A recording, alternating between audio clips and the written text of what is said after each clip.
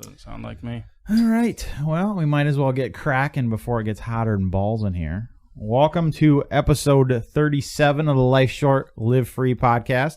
I'm your host, Sam. I am here with myself, obviously, and Toad to my left, and Box down yonder across from me. Our usual fourth, Johnson, is missing. He is, last I heard, was out at Sturgis. Has anybody heard back from him? Did he die? No. Nope. No texts, no responses. I'm pretty sure he's either riding back or possibly in jail. It's possible he's dead. There was a bunch of Antifa people out there. I can see Johnson like going after and just beating the shit out of a bunch of them and get thrown in jail. I don't know if I can see him doing that or not. If he got mad enough, I'm pretty sure he would. But yeah, I'm sure he's well, I don't know. He's Mr. Responsibility, it seems like lately. You think he cut loose out there? Or? You know, Toad, if he ever assaults anyone, they're going to use what you just said against him in the court of law. You're going to be a character witness. You're a real dick. You're a real dick. I don't know. The last time somebody wanted me to be a character witness, the ATF called me, and I was like, "Oh, what did I do?" Yeah, that's never good. Turns out it was in regards to a shooting that I'd witnessed years earlier. But so yeah, like I said, episode 37. This is sponsored by Ballistic Imagery. Check them out at ballisticimagery.com, as well as on Facebook and Instagram. Can take care of all your videography and professional photography needs. He's quite good, I will say that. I mean, he's all right. Speaking of good, is that good? It's not bad. It kind of tastes... He's talking about, I'm drinking here, Bud Light Orange for some reason. It's just what Sam had in the fridge. Don't judge me. No, Judge Sam. No, it tastes kind of like a watered down orange soda. But it's not. It's not bad. It's not. That makes it sound not good. It just doesn't have that much of an orange taste as orange soda. You don't have the herb too. No, do you want to try it? Yeah. Actually, that's a good. No, I was kissing Sam earlier. We have the herb. Actually, that's a good description of it. It just tastes like alcoholic orange soda. I mean, it's not bad. I grabbed a 6-pack of it down there in Prano just because, I mean, it's Sunday afternoon. I didn't drink the last couple days for reasons I'll get into. Yeah, this looked pretty delicious on a Sunday afternoon. It's warm out, but not too warm. So it's a good podcast beer, I think. Yeah, I was really disappointed in myself. You know, you're out there when you're at my house earlier. What the hell is that? Walnuts. Oh, yeah. I thought maybe I was hearing gunshots through my headphones. No, for some reason. There's a fucking walnut tree right outside my shop on the neighbor's property, so I can't cut the son of a bitch down. And on years, this year is a walnut year, so every fucking 30 seconds when I'm working, donk, and every now and then there's a squirrel sitting up there. Ding, ding, ding, ding, little motherfuckers. I have a walnut tree right above my bedroom. So every other year, it's just, and it always gets me. Literally, like, I'll wake up or something and go piss at 3 a.m, and I'll lay back down and a walnut will fall, and God damn it. Gets me every time. I thought about sitting out back with a pellet gun and picking them off, but you can't really, they're hard to see up there. I can't. What, squirrels? No, just the walnuts. And I don't know if a pellet gun would knock one down if you hit it, but. Probably not. I mean, I heard noises in my upstairs the one time. And it was kind of late at night. I've got a 2-story house. There's 3 large bedrooms upstairs. And I was like, what the fuck is that? I live in the middle of nowhere by myself, and it's like, what the fuck's up there? Well, what had happened is we had a storm that day, and it ripped my turbine off of the, those turbines for your attic airflow. Mm-hmm. It had ripped that off, so it's sitting up there wobbling, and every time it would turn around, it'd smack the steel, and it would echo down through my house. I was like, what the fuck? So I go upstairs with a gun, and I'm like, what kind of gun? 9mm. Not like your 22 or 22 mag. Like, if there's a raccoon up there, you're just gonna fucking splatter this thing all over everything. Hey, it wasn't a hollow point. Still. Oh, so now you're just going to go through your floor, too. Well, the gun was for if somebody was in my house. Like, I wasn't going to shoot. If I hear a thump in the night, I'm not grabbing a 22, that's for sure. I mean, I wasn't going to shoot the raccoon if it was in my upstairs somehow. But no, it was that turbine thing. But it really freaked me out because it was like late at night. I was laying there trying to sleep. Like, what the f*** is that? But we ended up getting it fixed pretty quick. So, yeah. How's your guys' weekend been? Mine's been a hell of a weekend. How about you, Toad? Good, fun. Went tubing down the Little Sioux yesterday, which, by the way, is not a lot deeper than the West Fork. No shit. Oh, I drug my ass. I actually grabbed a catfish yesterday. I was standing on a sandbar. So the sandbars in the river, you can see where the water drops off. It was actually not super muddy. Mm-hmm. So you'd see that you'd be standing on a sandbar in like 4 or 5 inches of water, and then over here it's like dark where it drops off. And I was standing there drinking a beer, talking to somebody, and I caught movement out of the corner of my eye. And I looked back. Here comes this little like 1 pound catfish swimming across the sandbar right next to me.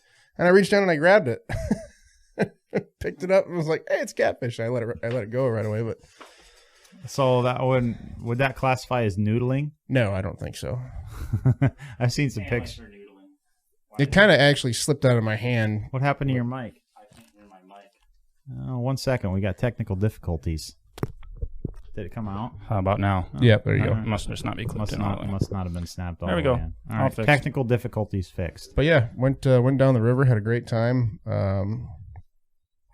Lots and lots of trees. There were some Asian carp that came flying out. Really, we went through that Little Sioux River kayaking and tubing down there. I've never heard of that. Yeah, it's been around for a couple of years. I can't remember the guy's name. I talked to him quite a bit yesterday, but I was kind of hammered. It was $20. They pick you up, they meet you, take you to the spot where you park and everything, and then they drive you to where they're going to put you in at, and then drop you off. All their tubes and everything are there, kayaks, whatever you want to rent. And I rented a kayak, which was $20. And then I rented a cooler tube for another $10. Oh, you didn't bring your kayak? No. Oh, that's nice. Which you can. Some of our group did bring their kayaks. But you were planning on getting slobber and drunk, so you didn't know. Didn't really want to deal with it. Yeah. I feel you. Yeah, and I think to rent a tube was like $10 or $15. And they pick you up at the end. And he's got a boat that he buzzes up and down the river on. It's like a... What do they call those? John boat? It's a John boat, but it's got like this enormous freaking motor on the back. But it's like one of those motors that'll run in like 6 inches of water. Mm-hmm. It's not a jet motor. It's got a prop, but it's like a mud, but I don't remember what it's called. Right. But yeah, it was really cool. They were great. Picked us up, dropped us off, and yeah, had a good time. Then we went to the fireside afterwards, and I ate a massive prime rib. Mm-hmm. Well, part of one. Couldn't finish it, so I had the rest of it for breakfast this morning with some scrambled eggs. It was delicious. Well, you got to do that. Box, how about you? How was your weekend? I worked on the studio a little bit yesterday. What'd you do? Went in there and scrubbed and sanded the floor, so that was a ton of fun. Scrubbed and sanded? Yeah. I mean, I was scrubbing it because originally the plan was just to clean it up and put some wax on it, But then Pete stopped by. He's like, "Why don't you just sand it and put some clear on it?" I was like, "I don't know, that costs money," and Dad didn't really want to. So then Dad came by right after Pete left, and I was like, "Dad, look, this is what it looks like if we sand it and finish it." It's like, "Oh, that looks really good. I guess if you want to do that, we can do that." So it looks shiny?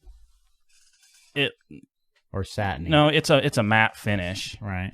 But yeah, it looks a whole lot better than if we were just because we tried a spot where we put some clear where I just scrubbed and it just looked like garbage. So figured might as well. It took me like an hour and a half to sand it all. So you already sanded the entire thing? Yeah. Nice. Just with a little orbital. Huh. I didn't get real crazy about it. Just knocked the top off it, give it a little bit of a patina. It'll look really good, I think. Good. Yeah, if you don't know what he's talking about, the studio, we're fixing to transfer our podcast studio down to Pearson there, so it'll be a permanent studio. We won't have to tear down and set up every time. Someday. It's a major pain in the dick where we are right now, just because it's in Shyworks' office. So I've got a question. So since we're moving the studio to your hometown, and the studio happens to be right next to the only bar in that town, is Shyworks going to pay for catering every podcast day? Actually, Thonny's is closed on most Sundays. Saturdays we could. What about Gas Lantern? I don't know if the Gas Lantern is open or not. That'd be great. Bunch of drunk idiots up doing a podcast, eating chicken grease all over their fingers, touching everything. Yeah, we got to get a turlet installed up there too. But that doesn't seem like it's going to be a super big deal, according to Dad. So, but yeah, that'll be cool. I'm excited for that. Got some chairs ordered. I actually got them in the other day, so I'm pretty stoked. They seem to be pretty comfortable. A lot more better than these fucking squeaky ass sons of bitches we got now. But I think I might complain about these swivel bar stools is there's no cushion in the ass. Mm-mm. And there's no back support. So after a while, if you guys watch our videos, you kind of see me start to sink because my back starts to hurt after 20 minutes of sitting on this, and I just keep getting lower. Yeah. Now, since we're not going to be doing a podcast here anymore, Sam, I think I might make you pay for this chair that I've been leaving here for the last year and a half that you've been using, since it's apparently no longer mine. Oh, okay. I'll give you $10. No, bite me. How much was it? It was a $40 chair. Okay, I'll give you $30. No, $40. $40 for a used chair that initially cost $40? Fuck that. I give you $20. Right? Right? But no, my weekend was interesting. I was I didn't do much Friday night. Saturday, I was working Saturday. And then about 2 o'clock, we had a fire call, which I'll get into a little bit after this. Turned out to be a doozy. But then, after that, we ran over to the city, did one of those escape room deals. Todd, you said you've done one of those. Yeah, I mean, it's a fun. Really, they make you think. I mean, they're cool, but it was like one time was enough for me. Yeah, not in a hurry to do one again. The group I was with, my girlfriend and her brother and fiance, they fucking loved it. That was their cup of tea, and I was happy to be along for the ride. But you pretty much just stood there in the corner and watched them figure everything out. My brain was fried yesterday, so I really wasn't that much help. I kind of felt fucking stupid. Just my brain was just not working. Like more stupid than normal, or super stupid? No, like more stupid than normal. But after that, then we went and played some bags at Bodega, and then came home. But yeah, it was a not a bad weekend. I can't complain, it was fun. But we actually have not had a whiskey of the week, an actual real whiskey of the week for Box said 3 weeks now, 2-3 weeks. Yeah, and this whiskey of the week actually was left at my house. So we're gonna say this whiskey's sponsored by Mike Worth. Because I left my house one day and I showed up and this was sitting on my front steps when I got home that night. And he had dropped it off to me. So he's also the fellow that built us our dueling tree. Yep. Yeah. Hell of a guy. So, which by the way, Mike, if you're listening. Of the week. If you're listening to Mike, I got your knives about 3/4 done. So give me another couple of weeks. So this week's whiskey of the week is Jameson, Irish whiskey. I believe I've had it before, but it's been quite a while. The last time actually I had Jameson. Do you have any ice by chance? I do not. You could chip off some frost in the freezer, but that's about it. That's funny. I was looking through our last whiskey of the week just before you got here, trying to figure out what order that we had these in, and you were talking about, can we have ice in every whiskey of the week? It makes it so much better. Funny. It makes it so much better. How much frost is in the freezer? Quite a bit. I'm gonna look. I'll be back. Quite a bit. Jeez. If you can break some off, but for some whatever reason, it just makes whiskey a hell of a lot better. I don't know why, but the last time I had Jameson was on. Sweet Lord. Yeah, it needs defrosting. Apparently, there's a lot of frosting. There's a bottle of. There is a bottle of Jägermeister in the freezer. But you can only see half of it because the rest of it's covered in ice. Yeah, I got to defrost it. That bottle I bought for research purposes. Hey, see if you can break me off some too. How about you get fucked? Break me off a piece of that froster or freezer ice. Anyways, the last time I had Jameson, I was out on a binge with ranking, and I was drinking dark beer all night long. So every place I go to, what dark beers do you have? And I was just switching it up to whatever. So I had 5, 6, 8 different dark beers. And then I had Jameson to end the night, Jameson on the rocks, and it was pretty good, but I was pretty drunk. But the next day, oh my God, I just wanted to die. Just because all those dark beers are hangover central, man. They're freaking horrible. I don't think I've had Jameson straight, never. I think the only time I've ever had it was in an Irish car bomb and in other various shots, I think. You know, I'm going to go ahead and guess that frost is not going to make it taste very good. Actually, we found some ice cubes. It's cool. It's cool.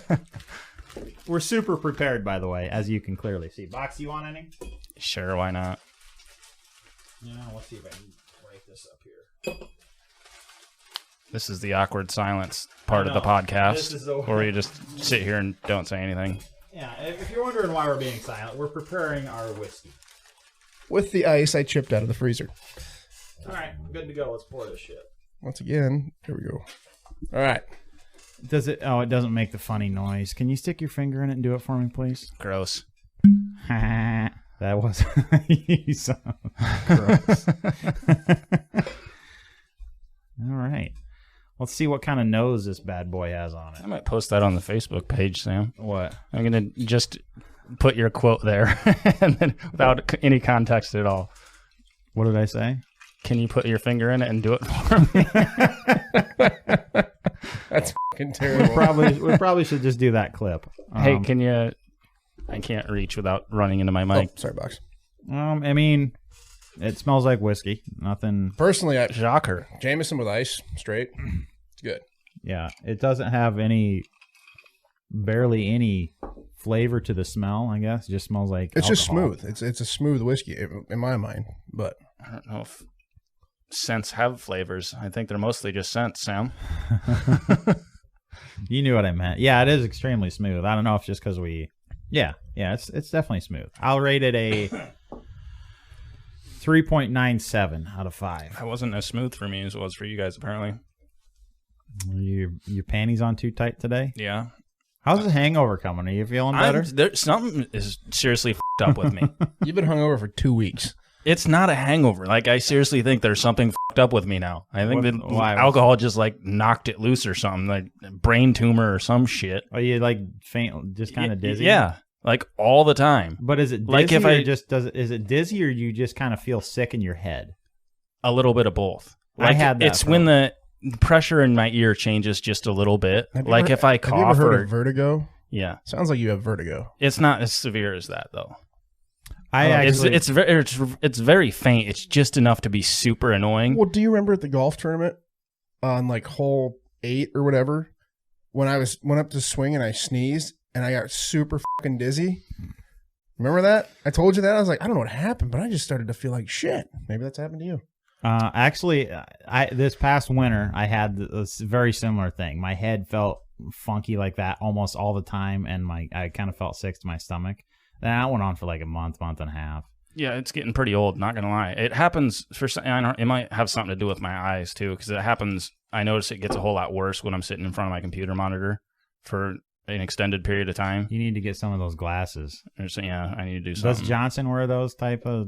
I don't know. They block whatever the hell it is. I have no idea. I don't know. We're way the fuck off topic anyways. So back to the whiskey. Back to the whiskey, yeah. I like it. That's good. I'm going to give it a 2. I think it's terrible. 2 out of 5? Yep. What's... You say... You like it? No. I'm going to go 5 out of 5. Sorry, I had that backwards. If it was backwards, it'd be 1 out of 5. Yeah. Right. It's the best one we've had. All right. I'm still confused what 2 out of 5. It's good. It's Whatever, good. I want it to replace Code the one in the middle. We're going to be okay. All right. I mean, yeah, I don't know if it replaces. I might have some more. How's that? It's good. It's good. 3.97 out of 4. I don't think it's podium worthy. If it is, then it's Pendleton. I don't know if I was a huge fan of Pendleton. I don't really remember. It's in competition. We'll have to wait till Johnson gets back. Have some more ice with it. We'll have to really wait until Johnson gets back to... I don't know. I don't know if he likes Jameson or not, but... I'm pretty sure he probably does. Anyways, I was talking earlier about my weekend and brought up something to mind. And anyway, what was going on this weekend? We had a fire. Oh, Jesus has a fire. Came over the pager about 2 o'clock. Saturday afternoon. Lord Jesus is a fire. It said mutual aid to Pearson, which is our neighboring town. We usually get mutual aided over there when there's much of anything because they're a small department too. But they said large structure fire, which it's go time. That's what it's all about right there. I mean, the majority of the shit. You sound awfully excited about this. Are you sure you're not the one who set the fire? There's actually been cases of that happening. Firefighters. I think that's like they had an entire episode of Criminal Minds about that exact same thing. Mm-hmm. Yeah, we learned a little bit about that. When There's something like a hero complex or something like that. Yeah, there was also one interesting note. There was also one. My instructor was from up in Sheldon, and he said, I think back in the 90s it might have been. They just had a string of fires. And actually 25% of fires in the U.S. are arson. Fun fact there. Oh, nice. But these particular cases up there, and they figured they were arson, but they couldn't ever really prove it, and they couldn't nail down who was doing it until they rolled up to one. And there was a guy. They noticed a guy a ways away pleasuring himself behind a dumpster to this fire. And that's because, they get off on setting fires and shit, so... Wow. Yeah. I don't want to live on this planet anymore. I don't get some of the things that people are aroused by. I remember when I was disturbing. When I was in college and we were going through like all our police science courses and criminal defense courses and stuff. One of them was we had a class called Deviant Behaviors. That was some of the most. It sounds fun. That was some of the most weird, disturbing shit like I've ever heard. And like you get into we would have to like do like. Read cases and stuff like that, and you're like, he did what? She did what? Who the f*** does this? Right. Last night we were out at a bodega and we were just grabbing some drinks, and we went out and played bags. And there was this girl, rather sluttily dressed, but she just went up to some random guy and basically started just dry humping his leg right at the bar there. Got a free drink. She's out, walked back outside, and the girls we were with was like, "Oh my God, can you believe that?" I'm like, it doesn't even surprise me in the least bit. There are horrible fucking people in this world. Yep. So anyways, pager went off. We're headed out there, and it was a complex of 4 hog confinements. They're all attached. There's like hallways between them. You know, they never used to be attached back when I worked those units. Oh yeah. None of them were attached. Well, they are now. Yeah, he did that within the last, 3 years. That caused a little bit of an issue. Yeah. Because the first one, let's say, we'll call it building number 1, that was completely engulfed when we got there. 2 was, you could tell it was going to be completely fucked shortly. Mm-hmm. And then, obviously, there was a hallway between them, and then a hallway between 2 and 3 that it hadn't quite advanced into yet. But 3 and 4 were full of pigs, so obviously we want to not let the fucking fire get over there, otherwise we're gonna have serious issues. So us being the first on the scene, our main goal was to breach that hallway, get in there and knock anything down and save that shit from coming through. Well, yesterday was, I don't know, between 85 and 90. Yeah, it wasn't fucking horrible. We've had far worse fires. But we had the pumper parked down on the road so we could set our tanks up, our drop tanks. And then, I'm one of the frontline guys typically, so I'm in full gear, pack and everything, and that's about 80 pounds. So we're running back and forth, getting shit, dragging hose up there and stuff. And then we breached the wall, cut through the wall with the saw. And then once I got through a little bit, I had to axe through, the rest of the shit to get through that wall. And at that point, we drug a 2.5-inch hose in. I don't know if you guys ever drug a hose around. When it's charged, it is fucking ridiculously heavy. usually 2.5, you'll have, it's best to have 3 or 4 guys on it. There was only 2 of us on it, but I've never done the water hose, but I've done the concrete hose before, and that's awfully heavy too. Yeah, I'm sure. So, anyways, we got in there and we drug in through the hole we had cut and got in there and knocked it down. It wasn't quite into the hallway yet. I ended up opening the door into building 2 and knocking that shit down and just making sure it wasn't in there. And then we got back out and just fought from the outside, basically, making sure that it wasn't advancing through that hallway. So at this point, we'd been in, me and Collins, my partner, had been in gear for about 45 minutes to an hour running back and forth. and we just set up outside, running a hose on this thing, and I looked at him. I'm like, dude, are you as beat as I am? We're just both completely fucking spent. Just because we're not used to we're not fucking Chicago Fire. We don't do this shit every day, man. So we had somebody else replace us and reinforcements, and then obviously the ambulance was there. And by the way, there was like 6 or 7 departments total there. So the ambulance is always there, checking guys. But I fucking hate I hate anything to do with medical. Doctors, hospitals, ambulances. I don't fucking like that shit. It just freaks me out. But I was feeling so bad. It's like, yeah, I'm going to the ambulance and just getting checked out and everything. And it was a good hour before I started feeling like I could fucking do anything again. It was probably a half hour I was around the ambulance, they were checking me out. Then we went back to work, just sitting on a line outside and stuff. But I wasn't really surprised, but I was taken by how completely fucking exhausted I was in that. It was probably something to do with you're wearing 80 pounds of gear in 85-degree weather. It's hot outside. There was no wind yesterday, and massive adrenaline dump, probably. Yeah, that probably has something to do with it.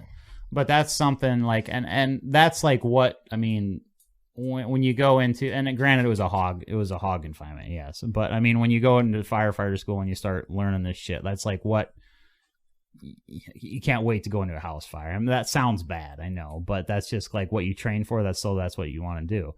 And this was a hog confinement, so it wasn't quite the same, but it was still, cool and interesting. But then it just got me thinking though, like how much like that you train for something. Like I've been, doing this for a couple of years now, but when that time actually happens, when it's time to, to really fucking do shit and make it happen, like how unprepared you actually are. You're probably thinking, I need to work out more. Right? Yeah. So my thoughts on it was, I was thinking back on it today and a little bit, and like what happens when like we train for the worst, like, home invasion or a freaking, a shooting and somebody attacking us in public, something like that. Like what happens when, the difference between training to when it actually freaking happens, like how prepared are you? You know what I mean? Mm-hmm. And, I know I'm not the only person to ever do this, but you've never cleared your own house before when you're home alone? I've messed around with it, yeah. Just like if you're sitting there, usually it's something that'll kick it off, because I've done it a couple of times, but I'll be watching a show where there's a home invasion and I'm like, why the f could you do that? And then I get to think what I'm doing, and it's like, my house is a little different because I don't have kids.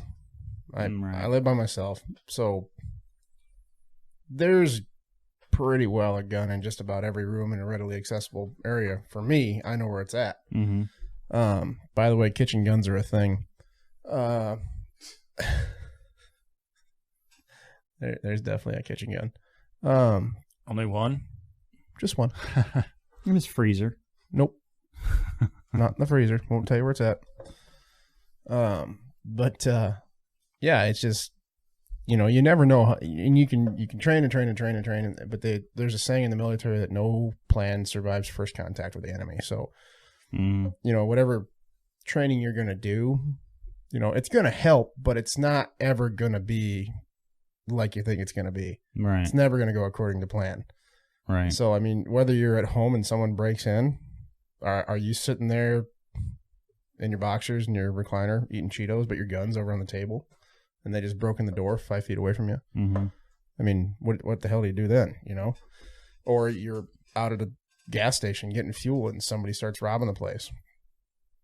You got a gun on you, but there's 7 civilians behind you. What do you do? Right. Behind the guy you could shoot. But so it's just, for me, training is great, but it's never going to go the way you think it's going to go. No. And this went okay, but I was just like, I obviously wasn't physically prepared. Oh, can you imagine how bad I'd have done? You're in way better shape than me. Yeah, and I am. Then I had to call Life Flight for a fat toad and 80 pounds of bunker gear. I am. Yeah, I'm in pretty good shape for 35. I'm doing all right. But and two, I thought, like, what about? There's a friend of mine on Facebook. a Cerakote, another guy that owns a business, and he got into I don't even remember what they were. It's combat games or some shit like that. Tactical games, something like that. Yeah, and they don't look easy. No, they really physically exert themselves, and they're shooting drills, and they're hauling tires and all this shit and stuff like that. And I don't really know too much about it, so I won't speak too much. But extreme CrossFit with guns. That sounds fantastic. So it's kind of like the best Ranger competition. I'm not sure what that is. Similar. It's not military; it's civilians. Okay. But yeah, they were really physically exerting themselves. But that's one thing that he mentioned. He said, well, I could not believe how unprepared I was to protect my family. Because like when something actually occurs, it's like, holy shit. You know what we should do? They make those realistic looking paintball pistols. Or even airsoft pistols. They'd be cheaper. Yeah. But we should run this. Like, we don't tell you.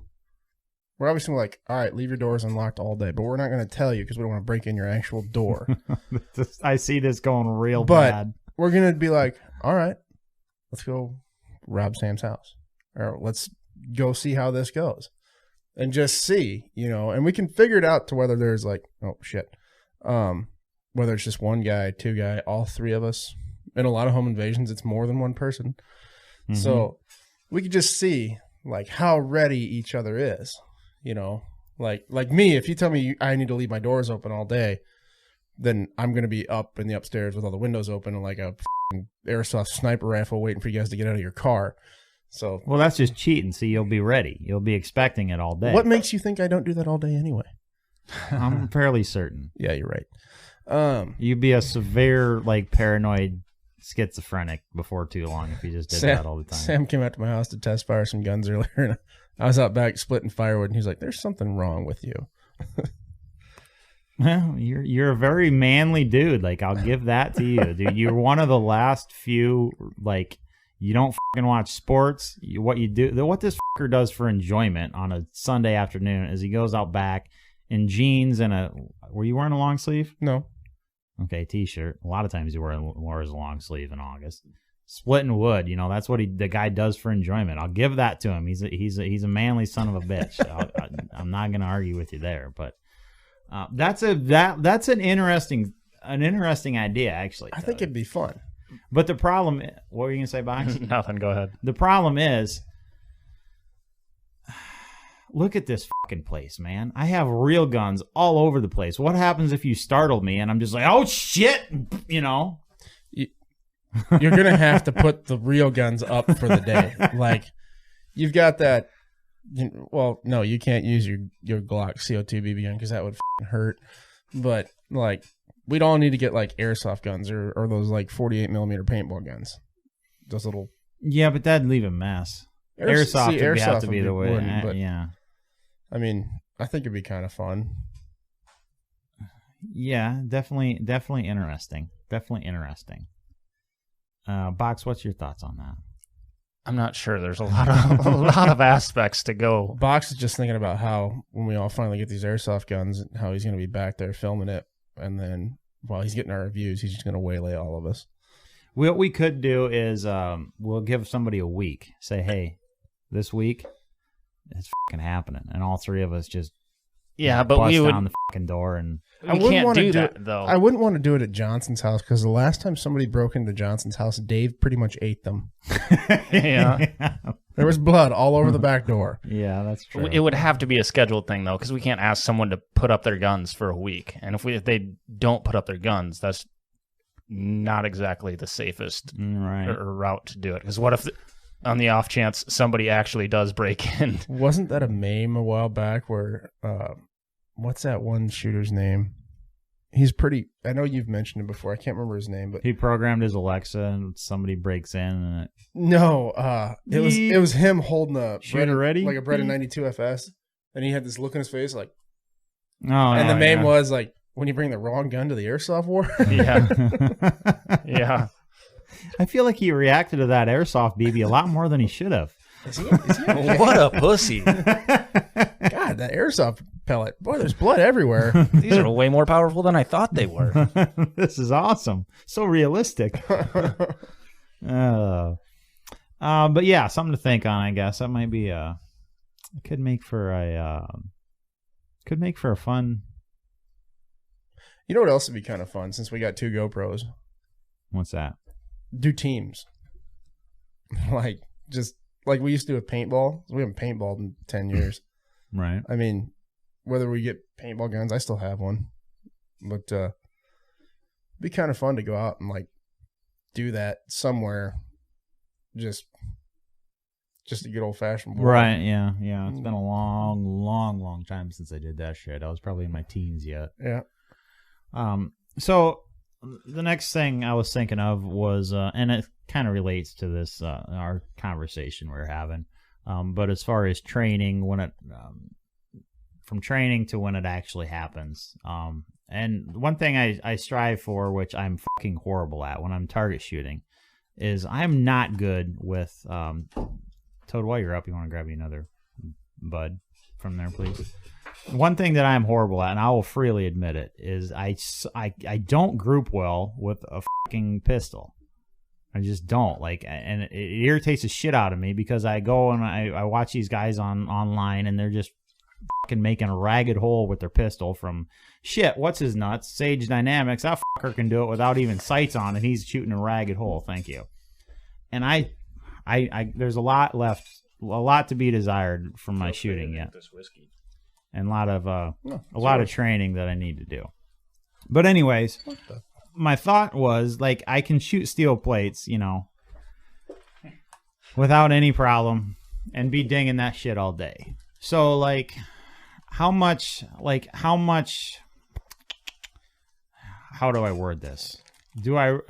Should I really fret and complain and worry so much about shooting a ragged group as opposed to, I'm going to call it combat accuracy, and Box is going to correct me. I won't. No, you're 100% right. Practical accuracy.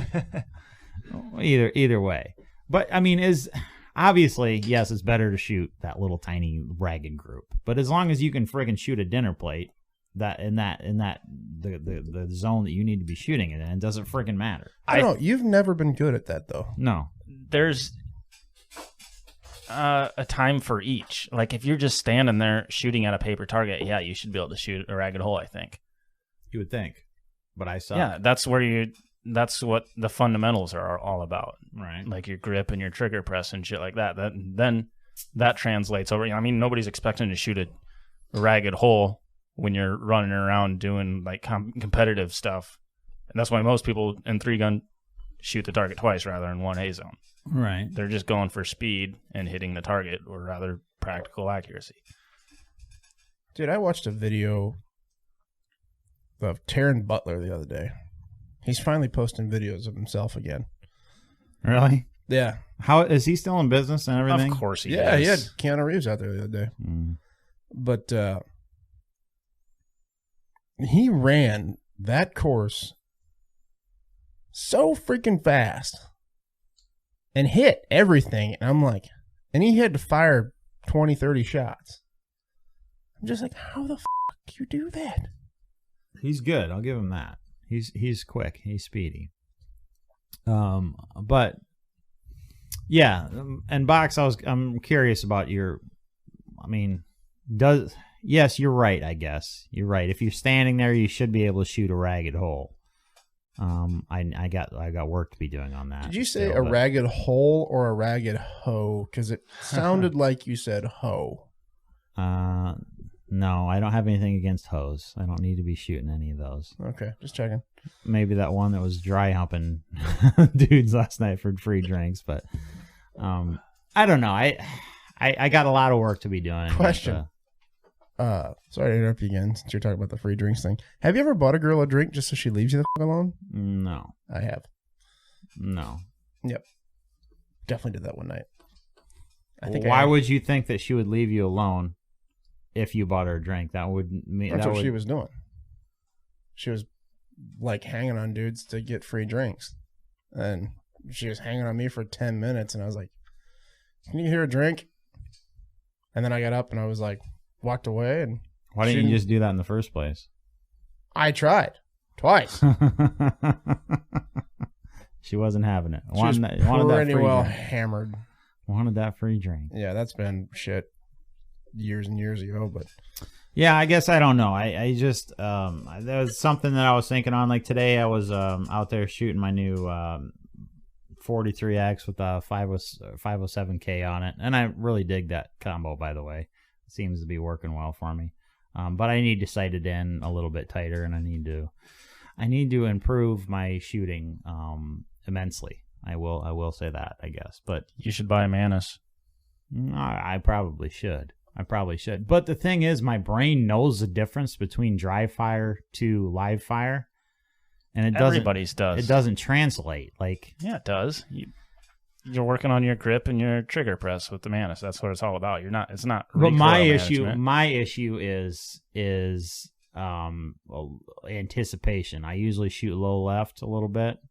That's like the most common thing ever, and it's not generally anticipation that causes that. It's your grip and your trigger press. Yeah, I suppose maybe more or less your grip. Actually, if you have a great grip, then your trigger press matters less. I feel like I got a pretty good grip, but yeah, I should probably mess around with it. How tight do you grip when you're shooting?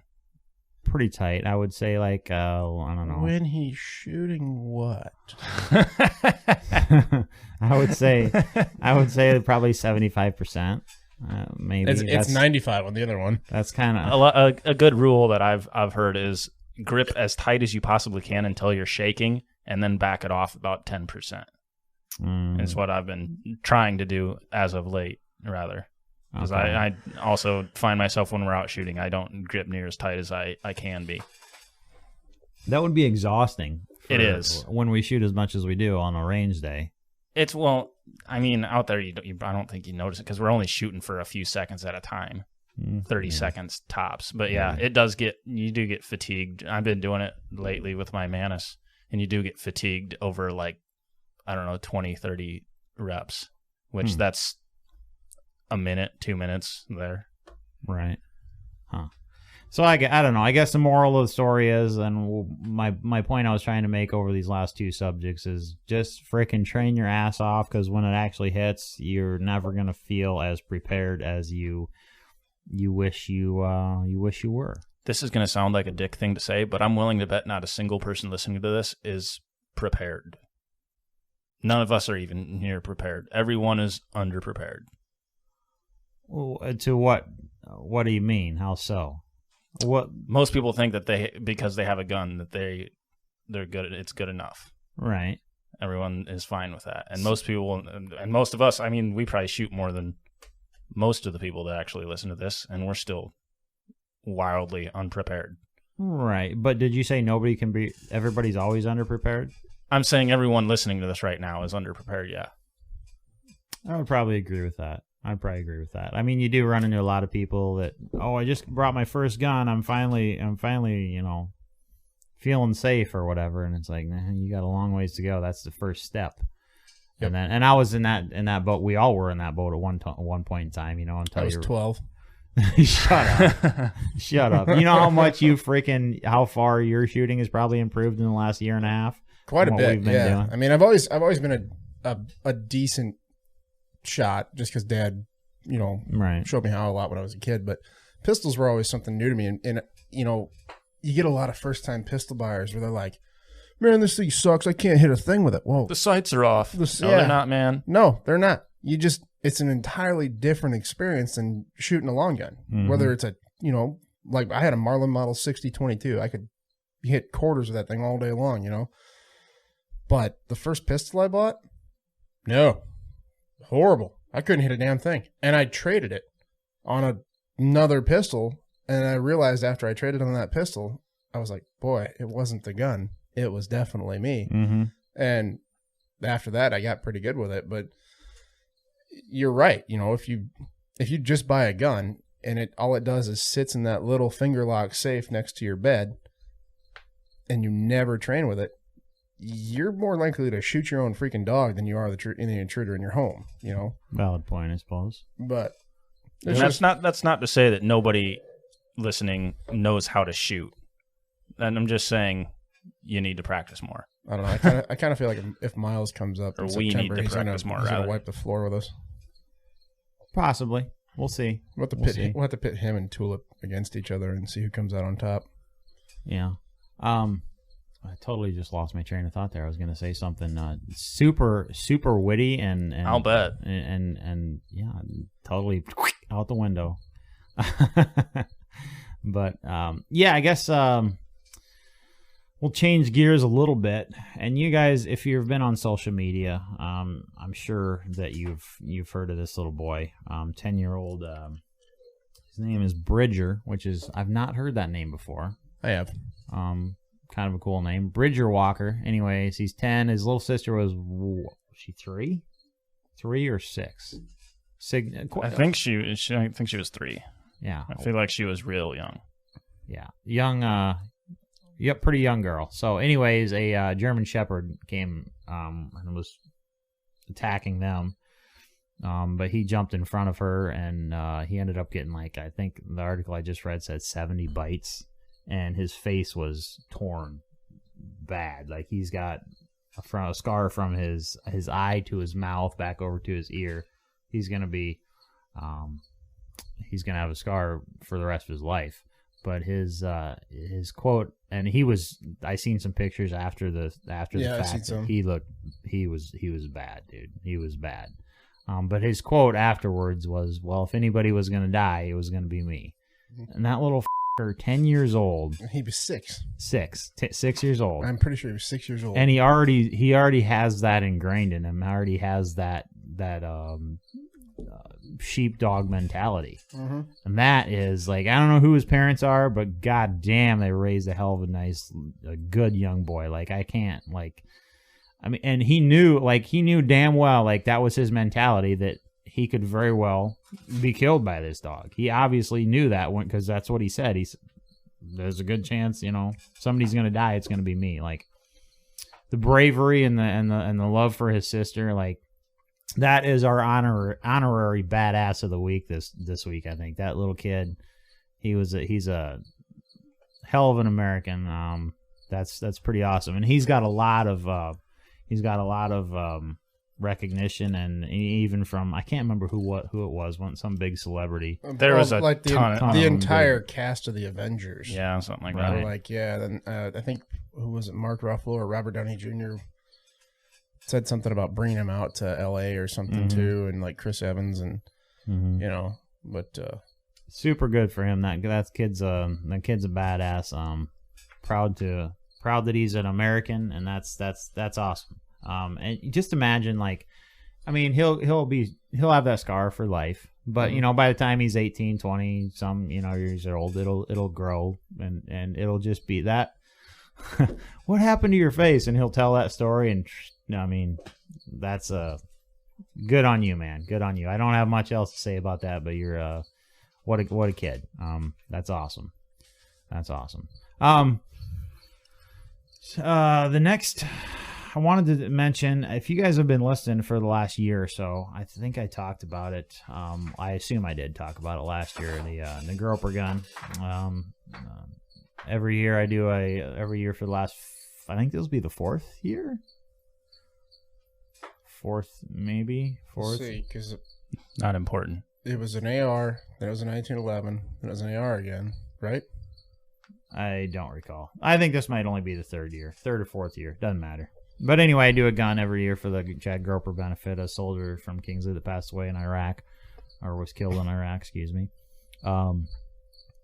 And this year is going to be a Shockwave, 12 gauge Mossberg Shockwave. I got my hands on one of those, and I was extremely lucky to get my hands on one of those because let's just say this: everything is out of stock everywhere. Yep. If you want a gun, good freaking luck. You want ammo? Good luck. You want primers? Good luck. You want powder? You might find some. Projectiles? Yeah, they're out there. Primers? No. Yeah, I'm a little bitter on the primer thing at the moment. Luckily, I got thousands of those, so I'm good with that. But it's a shit show, so luckily I got there's a gun store that I work with in Des Moines, got one in used, and they knew I was looking for one, so they contacted me and it says, hell yes, I want this. Speaking of primers, are you gonna meet up with James this week? Yeah. you might be grabbing some from me or from him. From me. Does he stock primers? Yeah. Oh, I was gonna try to get up there yesterday and get him, but things happened. I got drunk. Shocking. Well, we left earlier than I thought I was. I thought I was gonna have time to get up and run up the hall, but we did not have time. But yeah, so anyway, I do a gun every year. This year is going to be the Mossberg Shockwave. I'm not exactly positive how I'm going to decorate it yet. But being I got the laser in the shop, I got some ideas. I think it's going to turn out. I think it'll be a cool one. I got a lot of design work left to do on it, but I'm pretty excited for it. That will be on auction August 29th down at the Groepper tournament.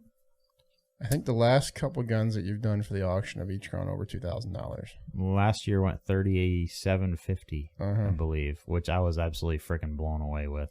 How cool is it though that something that you basically you didn't make the gun, obviously, but the artwork that you did sold for that much? I was it was extremely humbling, to be honest. Like I was surprised that like somebody was willing to pay that much money for something I did. I was like, wow, I didn't even know what to say. I mean, it's pretty awesome. It was awesome. It was very awesome.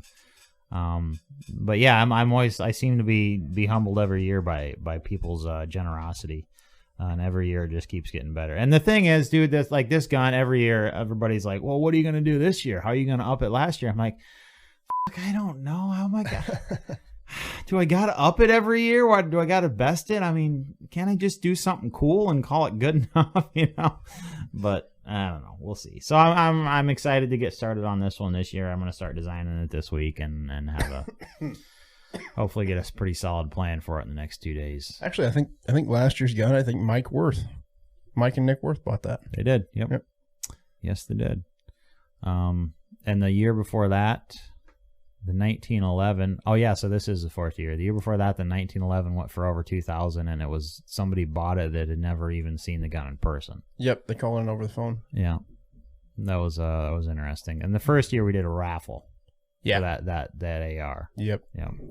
So yeah, August 29th, that'll be on auction here in Kingsley, Iowa, down there at Brookside Golf Course if you're interested. That's always there, and there's always a lot of awesome shit on that auction. A lot of cool stuff, and it goes to a great cause. So check that out if you're in the area.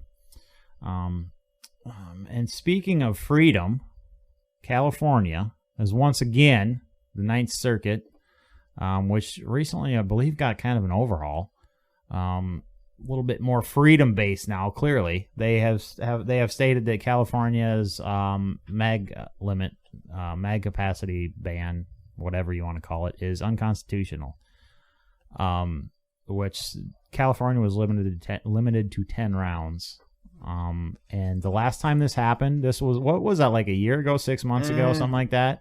It got overturned for like 2 weeks, and it was a fucking shit show. They literally shipped over 1 million mags to that state in that time that it was 1 week. Yeah, it was 1 week. Yeah, and Magpul, like you couldn't find a Magpul mag for like 2 weeks after that because they'd shipped literally everything to California. It was fucking insane. Which this is probably the worst time for this to happen because nothing is in stock anywhere. California is always ruining everything. I bought some of those. I picked up some aluminum mags, steel mags, the other day. What kind, D&H or? I think they were D&H. $10. Yeah, not bad, not bad. So, I mean, I got hundreds of them sitting around the shop, so I'm okay now, I guess. But yeah. I hope it. And I don't think that anybody can legally sell to them yet, so I'm holding off on that before I open it up to California. Yeah. But once it does, it's going to be a fucking shit show. And so that was with the Ninth Circuit. So if that gets appealed up, it'll go to the Supreme Court. And this is my understanding of it. If the Supreme Court denies the case and says we don't want to hear it, that's basically an affirmation of what that circuit, of what the previous court had said, which would say, hey, this shit's unconstitutional. Otherwise, if they take it up, then that could have that could have consequences for the entire United States. Yeah. It would, and if they take it up and overturn it and basically say, hey, you can't fucking do this. This is unconstitutional.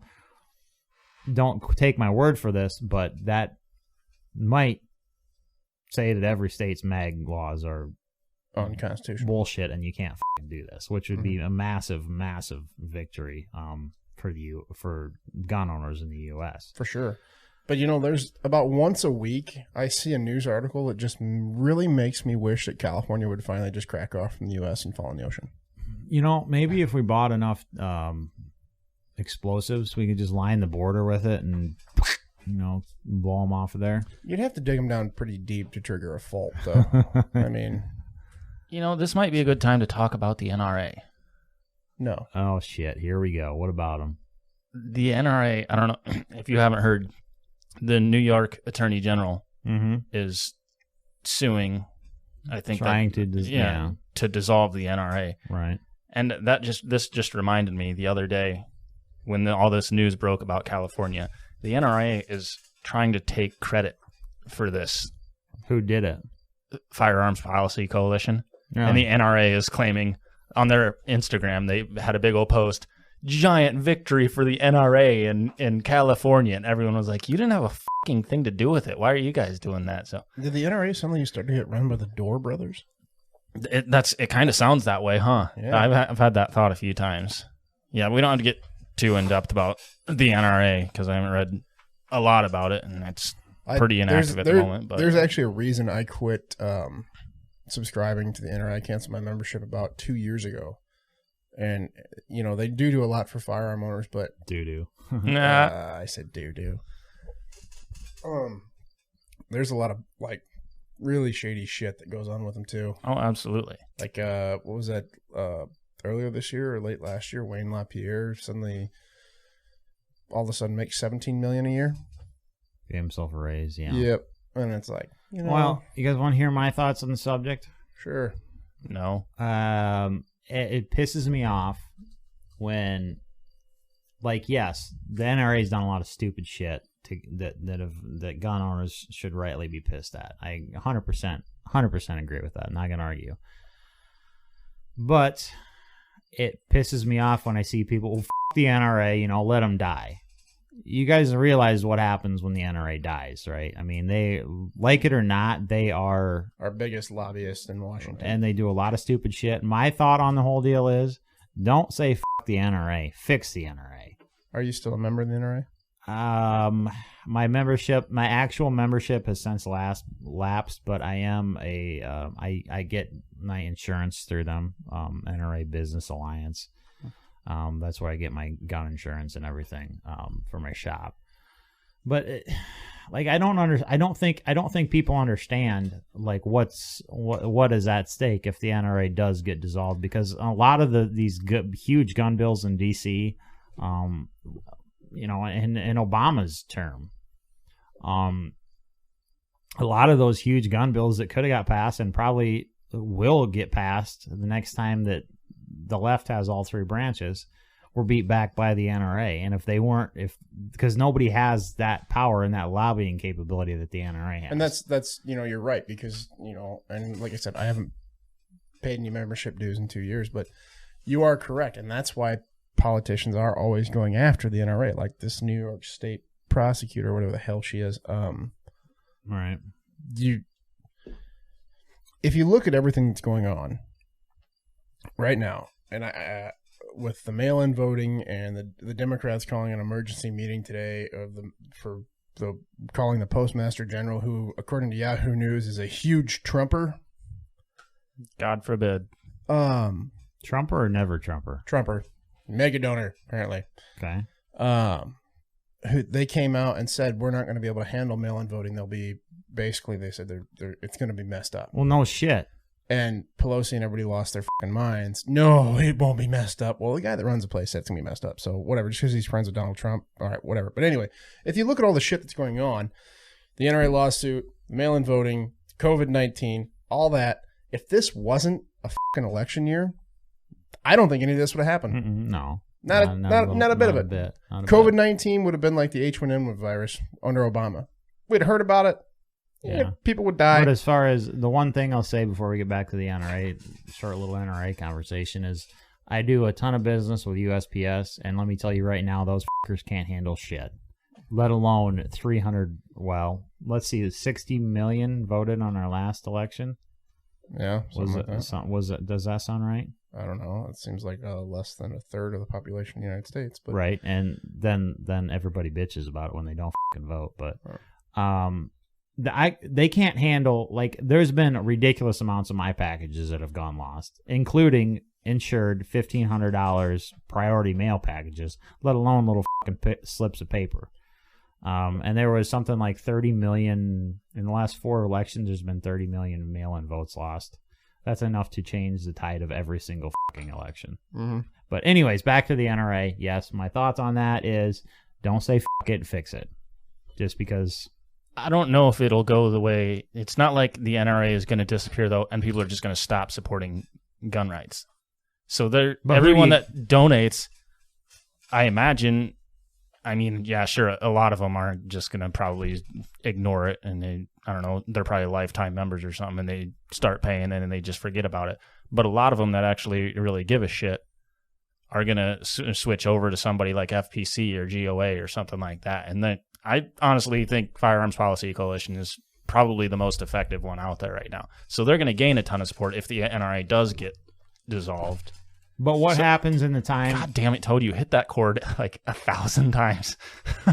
What happens when we go from the time between when the NRA gets dissolved to members switch over to the Firearms whatever Policy Coalition, and there's that time in between when we fucking lose how many rights because the NRA isn't there to protect them?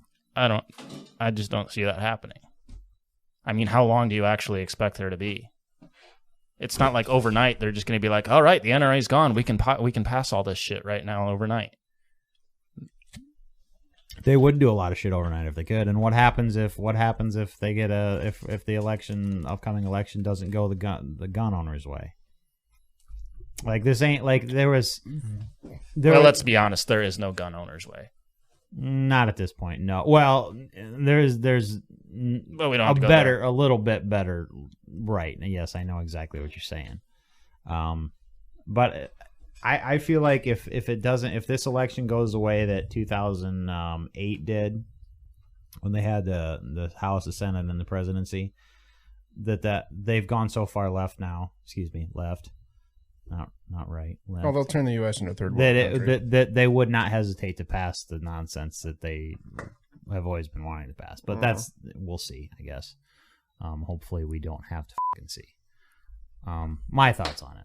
But so yeah, that's our short little rant on the NRA. Like I said, get involved. Don't just, if you're gonna, and the thing that pisses me off the most is these motherfuckers online that, well, fuck you and bitch and complain about it. I says, okay, what have you done? What the fuck have you done?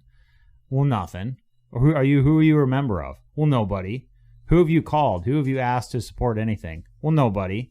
Then shut the fuck up. You don't have a dog in this fight. You don't have a right to say shit if you've not done anything, if you've not donated anything, if you've not called anybody, if you've not literally done a fucking thing. Shut your mouth. Don't want to hear it because your opinion is fucking worthless. Yeah. And that's today's 60 seconds with Sam.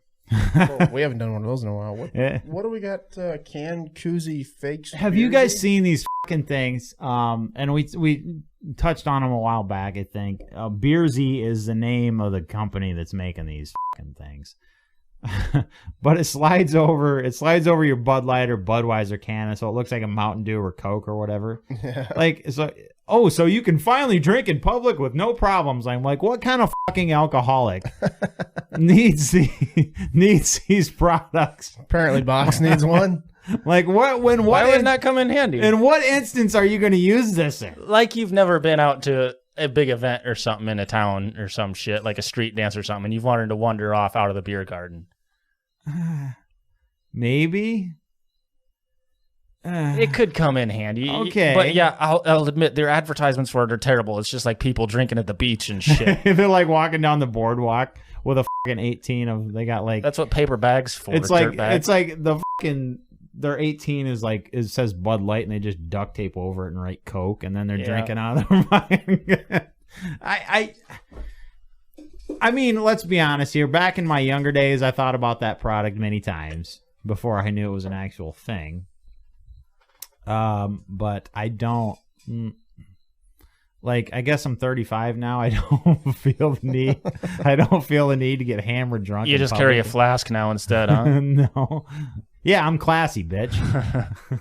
I don't know. I had a good friend of mine one time. We were getting a ride home from the local constabulary, and I looked in the back seat, and he was chugging a beer. I wonder who that was. I don't know. Must have been a real badass. His initials are definitely not SS. You said you were getting a ride home. You didn't say that it was from the local police. I said local constabulary. He doesn't know what that means. I don't know what that means. It means police, you dipshit. Constabulary? Yes. You know, like in Europe they call them constables. Do you know what constable? I know constable. Do you know what COP stands for? COP? No. It means constable on patrol. Okay. But what did you say? I said we were getting a ride home from the local constabulary. Constabulary. Is that even a fucking... I've never heard that word in my life. That's because you're retarded. I just don't have a firm grip on the English language. I'm fucking sorry. For those illiterate folks on our listening I think... board, okay. Mainly just Sam. Constabulary means local police department. If you've never heard the fucking word constabulary, please fucking send me a message and let me know that's not a fucking common word. I've never heard that before in my entire life. You don't read enough. I read more than the average Joe probably, but I've never heard or seen that word. Whatever, doesn't matter, I guess. But Toad, did you find I did. yourself Yep, I sure did. Let's see. Take a look. It's in a book. I'm traveling with Toad. With Toad. Just gets better every time. I wonder how many of our viewers, as soon as they hear that, they just crank their radio all the way down for a few seconds. You guys, I don't want to hear About it. everyone. That idiot Toad's going on a rant again. We're going back to the 1860s, specifically the Sharps Rifle Company, specifically the model 1863 carbine in 52 caliber Sharps. I saw this particular gun. I'd never heard of it before on Pawn Stars, of all things. Some guy brought one in. They're called the coffee mill rifle, or the coffee mill Sharps. So the way it goes is the Union Army ran on coffee. Each soldier was issued 36 pounds of beans a year and brewed it by the 1-quart tin cupful. It was said to be strong enough to float a horseshoe. Heavily sweetened with sugar and molasses, it was used in bean form because war profiteers were fond of mixing dirt into ground coffee, apparently. Gross. So a guy named Billy Yank, Billy Yank got to... I guess Billy Yank was just the Yankees, but got to roast and grind his own. Most grinding consisted of bashing the beans between two rocks, and it occurred to Lieutenant Colonel Walter King from the 4th Missouri Cavalry. He was detached from the 4th Missouri Cavalry to the Springfield Armory, that it might be useful to incorporate a coffee mill in the buttstock of the 52 Sharps carbine. So what they did was they made a coffee grinder, had a handle turned and everything, and put it in the buttstock of the 52 caliber Sharps carbine, the 1863.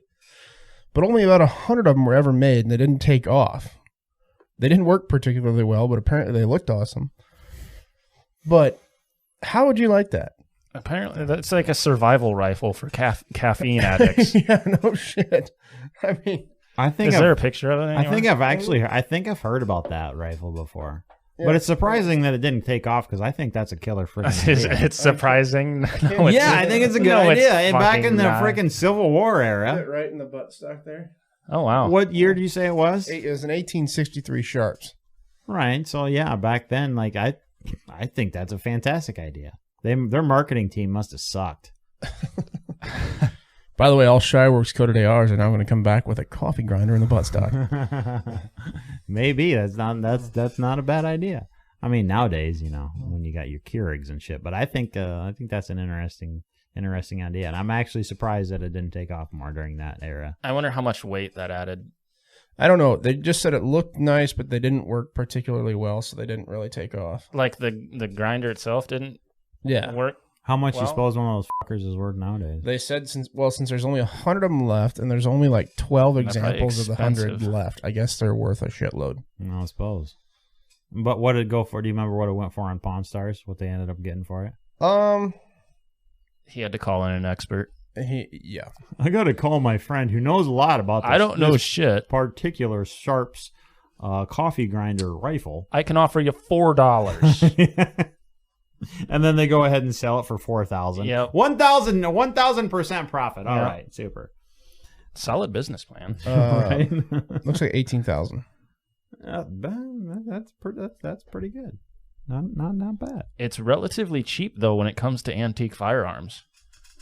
You know, you'd be surprised actually what a lot of antique firearms go for. A fuck ton, I know. No, a lot of them, not a ton.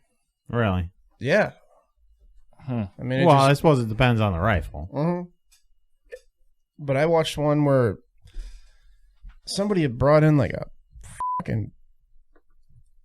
It was like a pistol from the Barbary Coast, supposedly used by pirates, and it was only worth like $2,500. Yeah.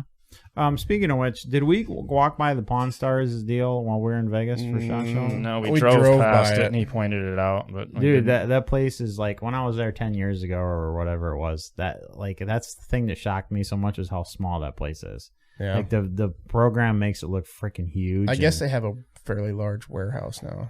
Well, they must, because as much, I mean, I don't know, as much shit as they take in, at least on the, I haven't watched a TV show for a long time, but. Whew. I was just looking at most expensive antique pistols. George Washington saddle pistols went for $1.9 million. I'd pay that for those. George Washington's pistols? Fuck yeah. Shit, yeah. I mean, if I had $1.9 million, I mean... No, blow you have $2 million, so you just blow 1.9 $1.9 million in the lottery. Buy George Washington's guess what I'm shit. buying? George Washington's pistols. Hell yeah. Box, you ready to rock and roll? I suppose, yeah. That is the baddest son of a bitch I have ever seen ever. Yeah, it's the baddest dude of the week. Yeah. So our story this week is about a man named Jacqueline H. Lucas. And you can probably guess from his name, Jacqueline, kind of feminine. This is kind of a boy named Sue kind of life he lived growing up. So he got made fun of all the time, just like the song Boy Named Sue. And he just kicked the shit out of everyone that made fun of him for making fun of his name. Fair enough. And that's just kind of how he came up. But he was enlisted in military school, and this was right around World War II. And he was 13 years old when Pearl Harbor happened, and that just set him off. He got pissed off, and he wanted to go help and stuff. So he went AWOL from this military institute. And he crosses the border over into Virginia, and he bribed a notary to swear that he was 17. I'm not sure how that works, but apparently he convinced these people that he's 17 years old. So then immediately after that, he went to the nearest recruiting station, the Marine recruiting station, and then forged his mom's signature. So at 13 years old, he was at boot camp at Parris Island, and by 14, he was a full-fledged Marine. But he was kind of disappointed because they just gave him manual labor jobs, like scooping shit. He was expecting to go out and fight and stuff. He wasn't very happy with that, so he went AWOL again, I think, and he hitched a ride to Pearl Harbor, and he just found the first officer that he could find and told him that there was some kind of clerical error and that he was supposed to be on the front lines in a combat role. So I don't know why they went along with this, but they made him a truck driver on the base, and he was, I don't know, he stuck around for a few years doing that, and finally he got tired of doing that shit though. So he went. I'm not sure if they declared him AWOL or not on this time, but he snuck away and onto a military transport ship, and he hid from the crew, and he was living off crumbs for a month. And I don't know, apparently this transport ship, I'm not sure where it landed. There was kind of a skip in the story there. But he ended up assaulting Iwo Jima without a weapon. And he grabbed one off a shoulder, off a dead soldier, just on the beach in the sand and the water and the blood and shit. And he ends up making his way up to this tree line where he finds this other 4-man team, and they were assaulting this machine gun nest. But apparently, you probably heard on Iwo Jima, they had all these trenches and tunnels and intricate shit all over and stuff for him to escape. So they were assaulting this machine gun nest. And all the guys that were in that nest, they'd gone through a tunnel, and they popped up right behind all these guys. There was 11 of them, I think. So 11 Japanese guys shooting at these 4 or 5 guys. So the first shot that he fired on that island, he just shot this dude right in the face. But then his second one jammed because, he picked up an M1 Garand off the beach and covered in sand and shit like that. And right after that happened, a grenade landed right at his feet. So he just jumped down on it, and like a split second after that, another one landed right by him, and he grabbed that second one and tucked that underneath of him. And I've read a couple different counts of it. I think I heard one only exploded, but I also read 2 exploded. But still, he laid on a fucking grenade for fuck's sake. Grenades, yeah. So the rest of the guys, this amped him up, and they kept fighting, and they eventually pushed all the Japanese back, and they captured the sector. So they, after the fighting had subsided, they came back to get his dog tags, and when they found him, he was still alive and conscious. So they had to fight him out of there, and he ended up having 21 surgeries to remove 250 pieces of shrapnel from every major organ that he had. And 7 months later, this was 6 days past his 17th birthday, he received the Medal of Honor from President Truman. He's the youngest person ever, I think, to receive the Medal of Honor, obviously. Just about has to be. And after that, so after he'd recovered, he went back to school. So he started high school as a freshman with a fucking Medal of Honor. And all, nobody's gonna fuck with you then. No, I bet he didn't get made fun of for his name much after that. No, definitely not. But then at age 40, some reason he decided to get over his fear of heights by enlisting in the 82nd Airborne. And on his first training jump, both of his parachutes failed to open, and he fell 3,500 feet. I mean, they obviously came out, but they didn't unfold like they're supposed to. So I don't know how fast he was going. All I know is, like his commanding officer said, he was the last one out of the plane, and he was the first one to hit the ground. He landed and apparently did some kind of commando roll type shit and just walked away completely unscathed. 2 weeks later, he was jumping again, and then 4 years later, he finished his tour as a captain in the 82nd Airborne. He ended up dying at 80 in 2008 from cancer. God damn. Jesus. I thought it was interesting, though, because this dude, from what I can tell, he just landed on this beach, fought his way up to these 4 dudes that he probably didn't even know, and threw himself on a grenade for these dudes, right?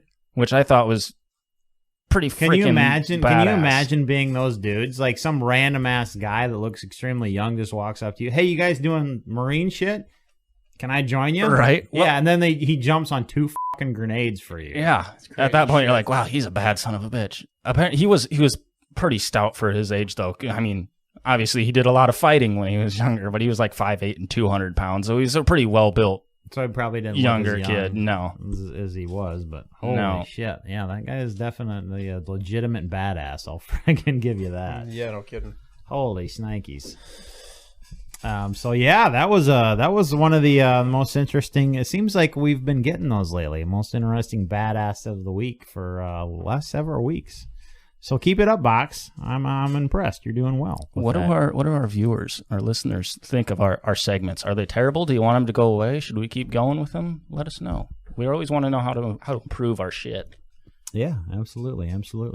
So yeah, this has been a even though we're down a member, which usually makes for a difficult episode. This one went really well. It was a fun one. So, Toad, thanks for bringing your whiskey. It was a good Sunday. Certainly can't complain about that. Damn good whiskey, by the way.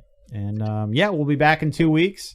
And let's see here. We got boy, it's only coming up about a month and a half until the Life Short Live Free meetup out there at Johnson's place. If you guys are not in the Facebook group on Facebook, the Life Short Live Free group, make sure you go and join that. That's where the meetup is going to be posted. We're not going to put it out to everybody because we don't want 4 million people there, but we will be posting it there, so go and check that out. We're going to have beers, we're going to have food, we're going to have shooting, we're going to have probably a machine gun or two to shoot, we're going to have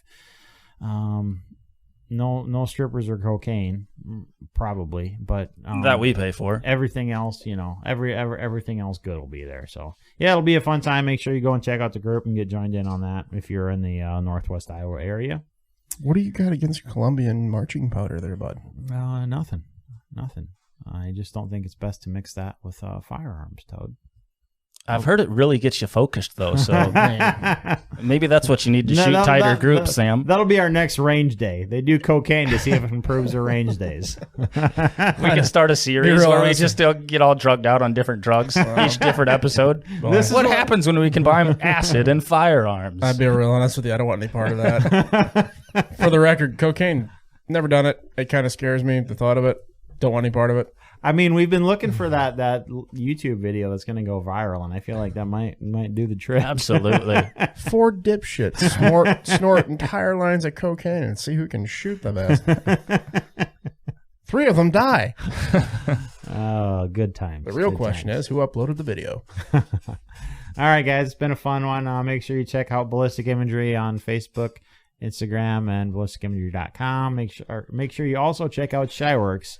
I was certified and customer preferred Cerakote applicator at shyworks.com and on social media as well. So until we're back in 2 weeks, guys, I hope you guys are having a fantastic week. I hope this year of shit is getting a little bit better for you. We're all struggling through it, but we'll get through it together. And yeah, keep on keeping on. Asshole. And until we talk to you next time, remember, life's short, live free, God bless, and God bless the United States of America.